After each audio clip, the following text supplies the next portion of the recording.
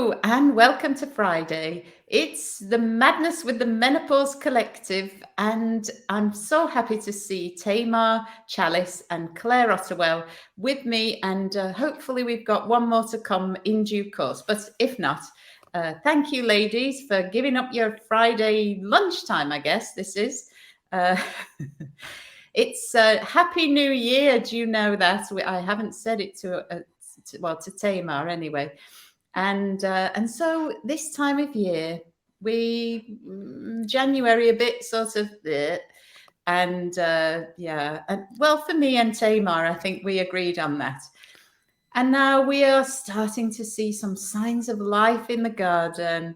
And the sun. We've had some good sunny days this week that I've enjoyed a bit of outside. And so we are thinking about spring cleaning, making plans for 2022. How, if January was just not the time for it, then maybe now might be a good time. And I think, Claire, the seasons speak to that. The Rowan moon, if I'm not wrong, tell me about it. Oh, it's exactly that. The Rowan moon is the tree of the Celtic fire goddess Bridget, who rules this time of the year. And the earth is with her seeds, her belly full of ripe seeds. So this is the seeds that you've created in the winter months by doing your shadow work. And this is the time when we start to feel invigorated, where, as you say, the light's returning. We're at the midpoint between winter solstice and spring equinox. So the sun is very much on his return journey to us. And that makes us feel, starting to come awake. So we start thinking about kind of what we're going to do, as you say, for 2022, what our focus and plans are that we're going to create, and start thinking about exercise, which you can talk about, Phillipa. Start thinking about diet and managing mind, hey Tamar, and being a bit more positive about, this. You should start feeling more energy around this time, really. Starting to wake up. Yeah. Well, we were talking about that, weren't we, Tamar? And I'm going to let Jackie join us. Hi there, Jackie. Hello, ladies. How are you all? Well, we're, better than we were in January, is what Tamar and I were saying. Thank you for asking. We're talking about making plans. We're talking about maybe we need to do a bit of spring cleaning, clearing out the clutter. And for me, finding your motivation, sometimes you just feel like it's totally left you. And that's not necessarily a bad thing, is it, Tamar? For us to be mindful of our own tendencies and to be nurturing and kind to ourselves is really actually quite a good thing.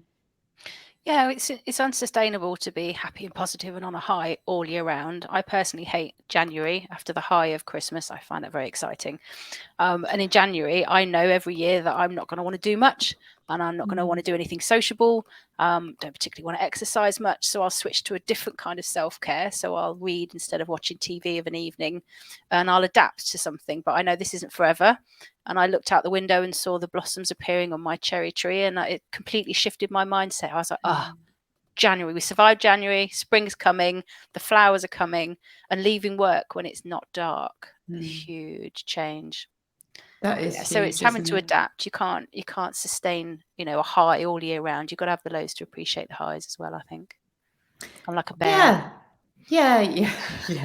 We hibernate in the winter. We stock up on carbohydrates, and and then we know that there is seasonality, which modern life is kind of trying to make every day the same, with artificial light and heat and whatever else. But seasonality is in our cells, I think, and so it does as well to recognize this.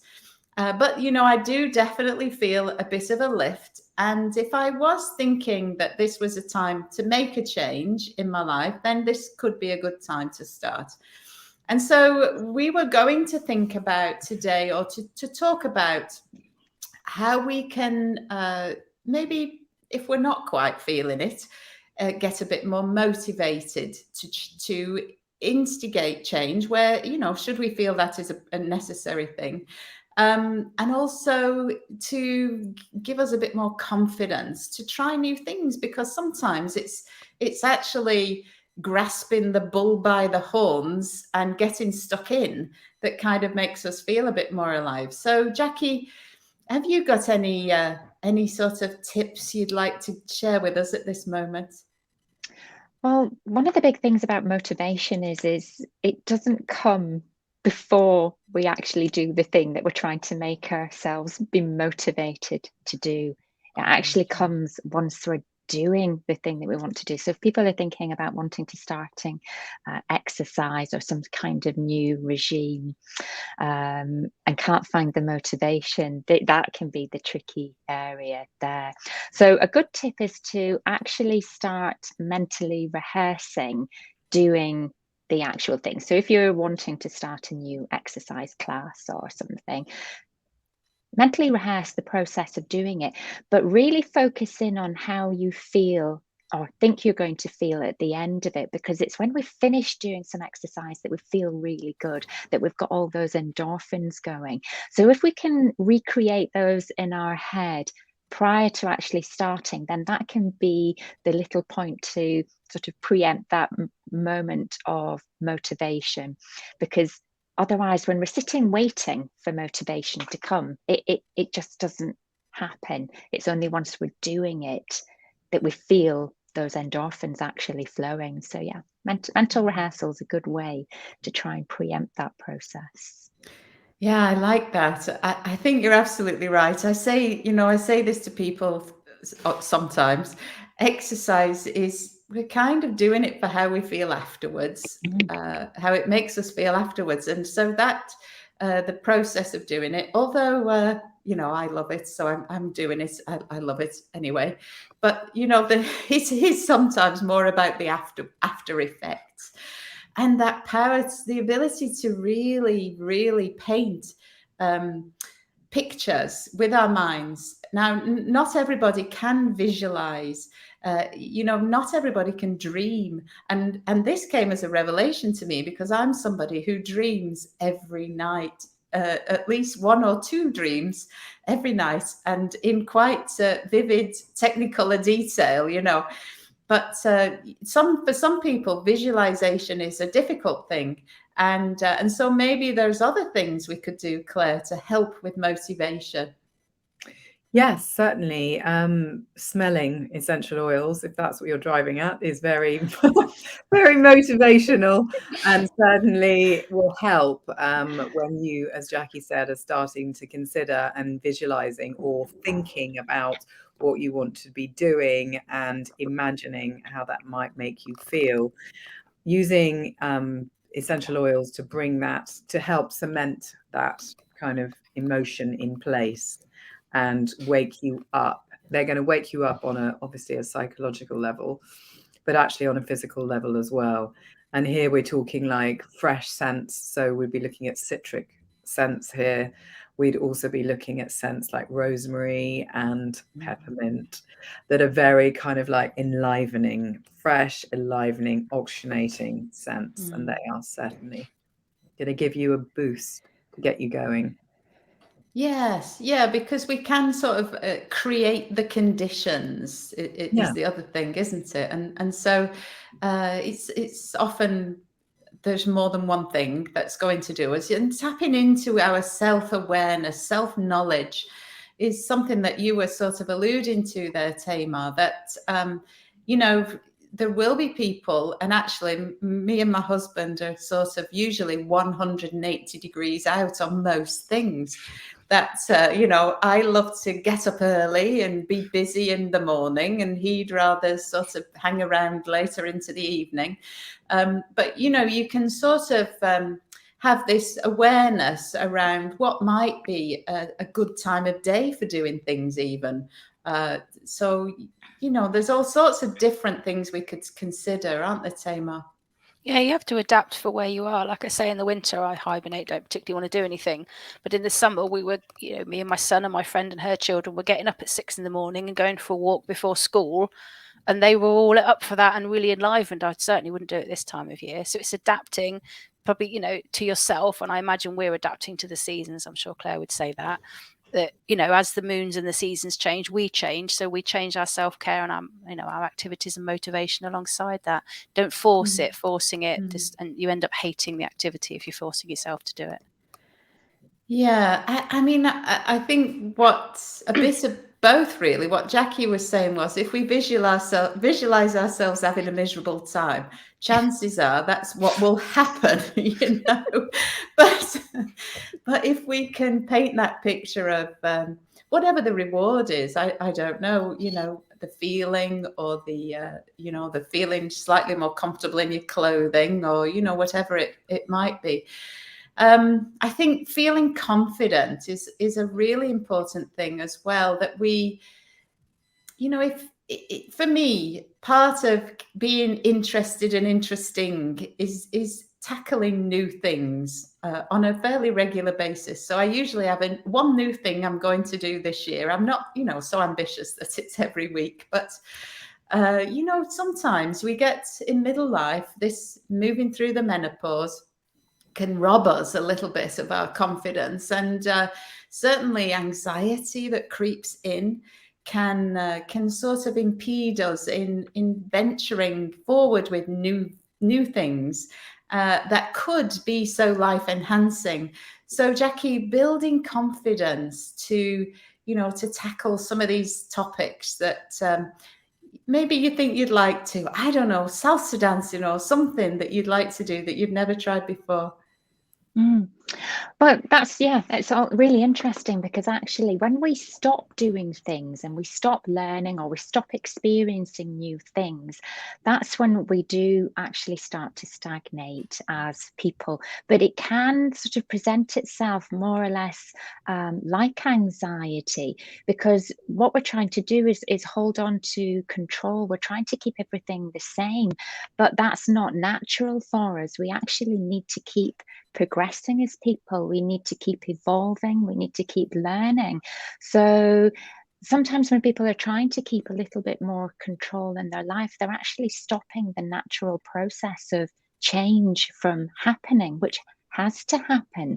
You know, so that kind of brings the menopause into it, doesn't it? Because we can't stop it. It is going to happen. So we need to embrace it, and we need to embrace these new parts of life and let them feel rewarding rather than something that's a challenge or something that's negative, and go with the changes. You know, so if life is changing in terms of you're freed up a little bit more either in work, look for new hobbies, look for new experiences. But just sort of popping back to like the conversation 5 minutes ago in terms of times of the day, being aware of what times of the day work better for you is really good as well.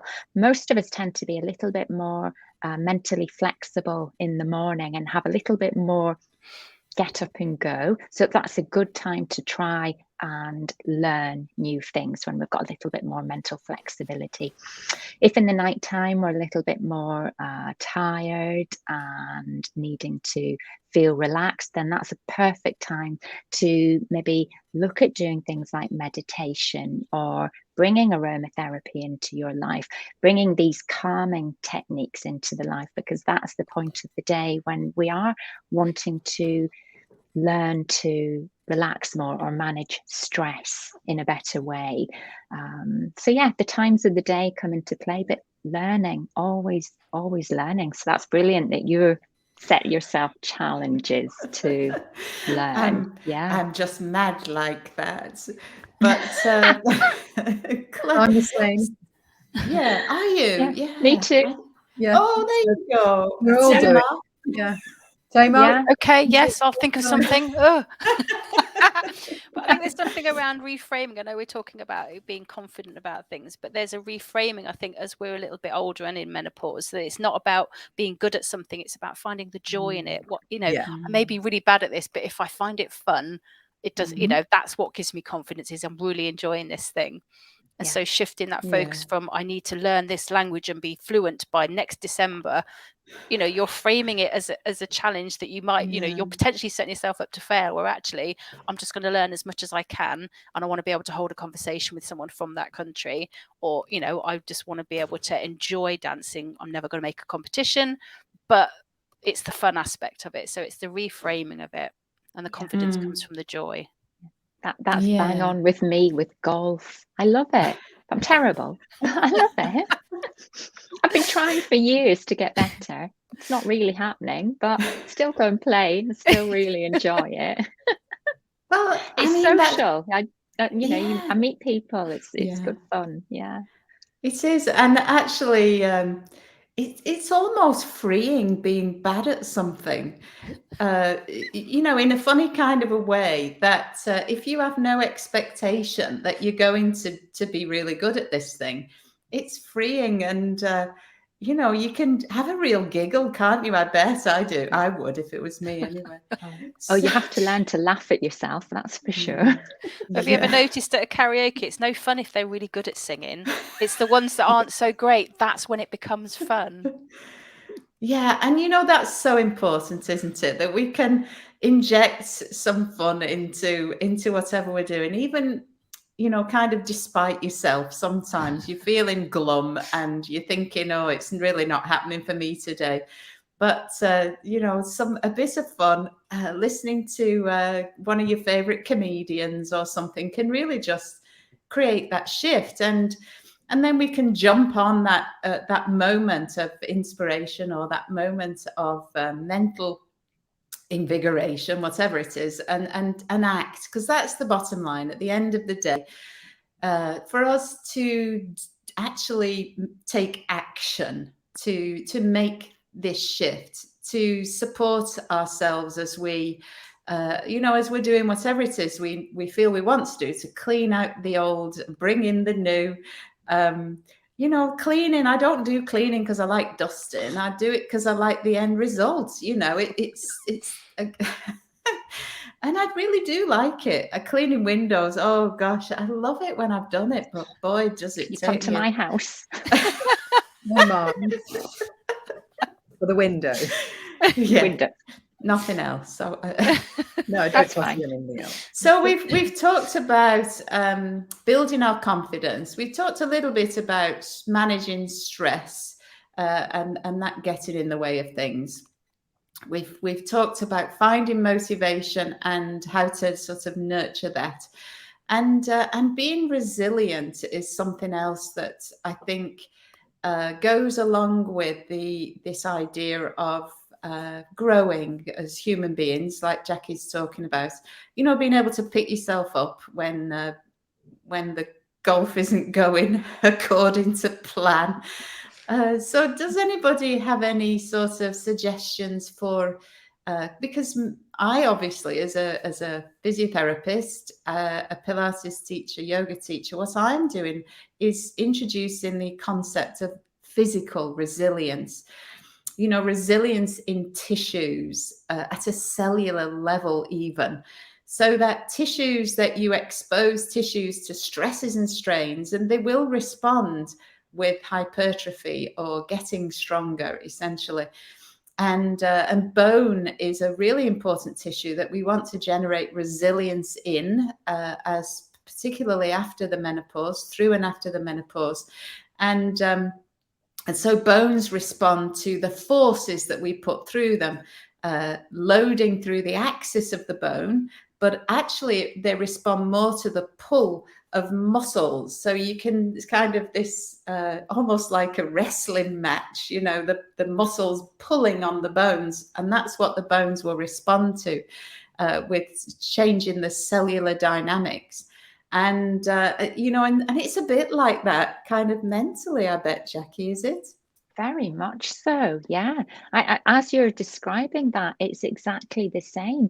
We become resilient when we subject ourselves to things in the exact same way that you're talking about in terms of bones and muscles. They have to be used and subjected to this strength to become resilient. And our minds are the same, which is where, when people are shying away from experiencing new things and withdrawing, you're stopping the act of building mental resilience. So yes, challenges are a good way, which I think is why it's so popular at the moment, the cold water swimming, open water swimming, isn't it? Because you've got to battle against the innate desire to just like, not to do it. Claire, it's really I know. good. Yeah, it's so good for us on so many levels, that cold water immersion. And you know what? Oh gosh, I really keep thinking I'm going to build up to it. But I saw Claire posted something this week. It wasn't you in the water, was it, Claire? No, that a was friend my of yours. daughter, but I have done it.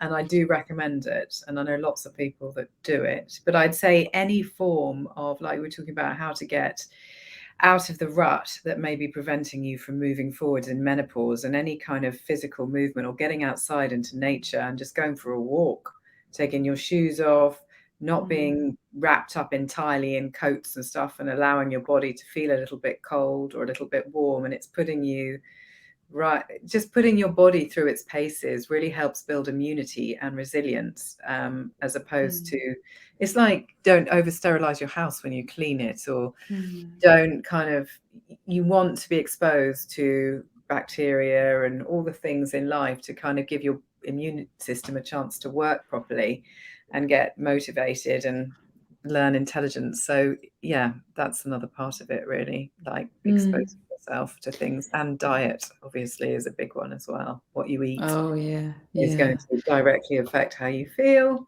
mentally and physically. And this is the time, you know, as Tamar said, you know, she in January just completely closes down, which is really good actually, and in line. It's only February we should start waking up, and now is the time to start thinking about, you know, now the sun's a bit further back in the sky, is looking at what you're eating and starting to lighten up and eating more fruits, which are really cleansing, and trying to change the blood consistency away from thick winter rest and restoration to like enlivening it again. And you can do that with herbs, fruit, veg, you know, just be mindful of that.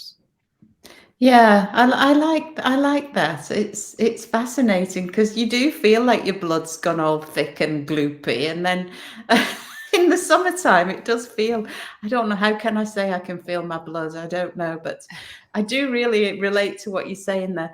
I think you know, we're all singing off the same hymn sheet. There's no doubt about that. Tamar, we do have to recognize and be very aware that, you know, we're also very different, and that there is a fine line between sort of cajoling yourself into something that's good for you, and that you know, that inner struggle that people have, and to know that this is perfectly normal, really, isn't it? You know. Yeah, you got to give yourself a break. You can't get it right all the time. And you know, part of building resilience in children is that it's okay to make a mistake. But let's see what lesson we can learn from it. And okay, that didn't work that time. How can we do it differently? And it's adapting to that. You know, it's okay to get it wrong. It's okay to get it wrong. We can't be perfect all the time, and giving ourselves a break if we do get it wrong. But also being able to laugh at ourselves. I mean, especially in menopause, when your body's doing weird stuff you can't control. You know, I know we talked about looking for the joy in not being great at something, but also laughing at the fact that you've gone bright red and you're pouring sweat everywhere, or, you know, a noise came from somewhere you didn't want it to, because we have no control. You've got to find it funny. And this is part of the being confident in who you are and going, well, can't do anything about that. You know, and finding it amusing and laughing at yourself, and, you know, being okay with other people laughing, because, you know, human bodies are ridiculous. So, you know, that's all part of building the resilience, is laughing at yourself and being accepting of yourself. And it's okay if you get it wrong. Yeah, Absolutely.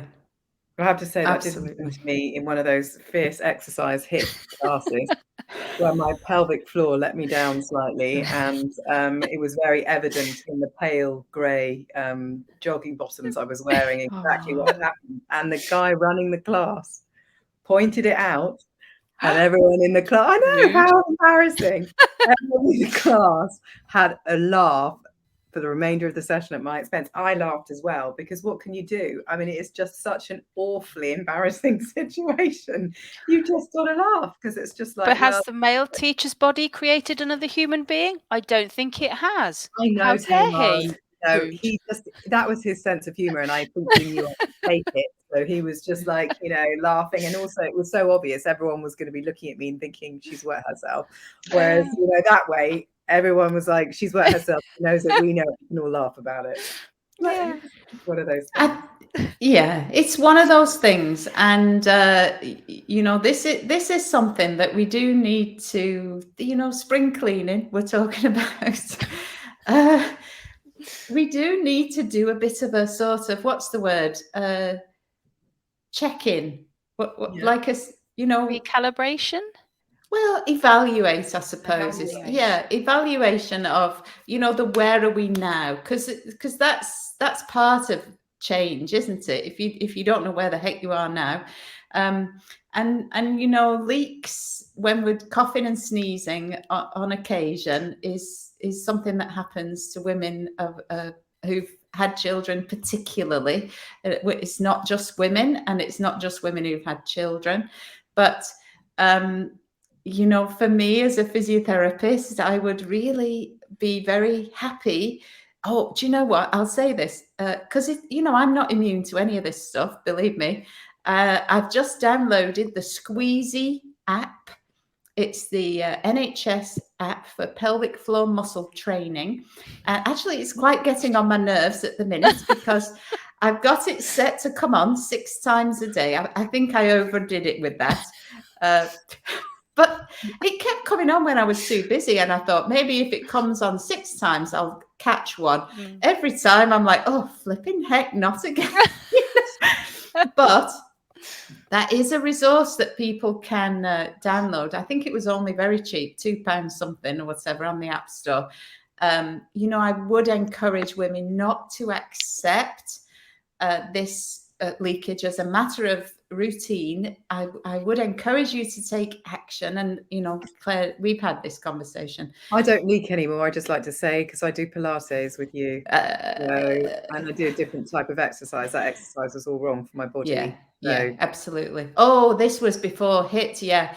So high intensity training really can put quite a burden on the pelvic floor. And if you've got underlying medical conditions, like the hypermobility syndromes, then your tissues are simply not as elastic. And, there are challenges. Lots of people have got medical reasons why this is something that they have to live with. And, and that I cannot speak to other than to say, I've downloaded the app.